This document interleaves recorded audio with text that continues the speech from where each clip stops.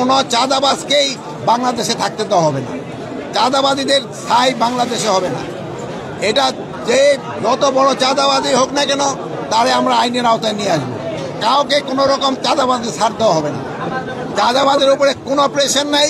যে কোনো চাঁদাবাজ ধরন পান আমাদের দেখান, সাথে সাথে তারা আমরা আইনের আওতায় নিয়ে আসবো। এটা ক্ষেত্রে আপনাদের একটু সাহায্য সহযোগিতা দরকার। আপনারা একটু চাঁদাবাজগুলির আইডেন্টিফাই করে দেওয়া, আমাকে আইন শৃঙ্খলা বাহিনীর হাতে সোপর্দ করা।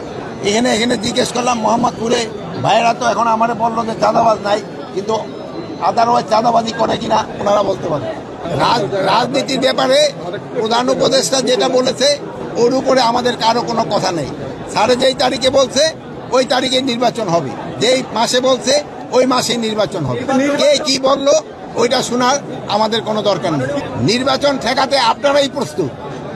নির্বাচন ঠেকাতে হলো প্রথম প্রস্তুতির দরকার হলো রাজনীতি পার্টিগুলি যারা নির্বাচন হবে। তারপর সবার আগে আপনি যদি বলেন যে জনগণ যেসব নির্বাচনের মুখী হয়ে যাবে কেউ এটার বাধা দিতে পারবে না। জনগণ হলো মেয়ে, রাষ্ট্রের ক্ষমতা হলো জনগণের হাতে। জনগণ যেসব চাবে আমি নির্বাচনের দিকে চলে যাব, কারো কোনো শক্তি নাই নির্বাচন বন্ধ। আরে অনেকে তো অনেক কথা বলবে, যেমন আপনি ভাই একটা প্রশ্ন করবেন, উনি আরেকটা করবে, উনি এক একজনের এক একটা মত থাকবে, কিন্তু জনগণ যেসব চাবে কেউ বন্ধ করতে পারবে। পলিথিন কিন্তু একটা জানেন, এই পলিথিনের জন্য কিন্তু এই যে আমাদের মাটি নষ্ট হয়ে যাচ্ছে। তারপরে এই পলিথিনটা কিন্তু কোনো অবস্থায় নষ্ট হয় না। এই যে ধরেন যে অনেক সময় যে পানি আটকে যায় পলিথিনের জন্য, পলিথিনের কোনো উপকারিতাই নাই, এটার অপকারিতাই সবচেয়ে বেশি।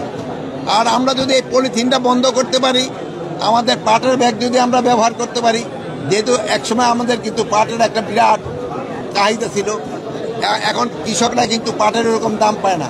এখন আপনারা যদি পলিথিন ব্যবহার বন্ধ করে পাটের ব্যাগ ব্যবহার শুরু করেন, তবে আমাদের কৃষকরা লাভবান হবে, আমাদের স্বাস্থ্যসম্মত জিনিস হবে এবং পরিবেশের জন্য একটা ভালো জিনিস হবে।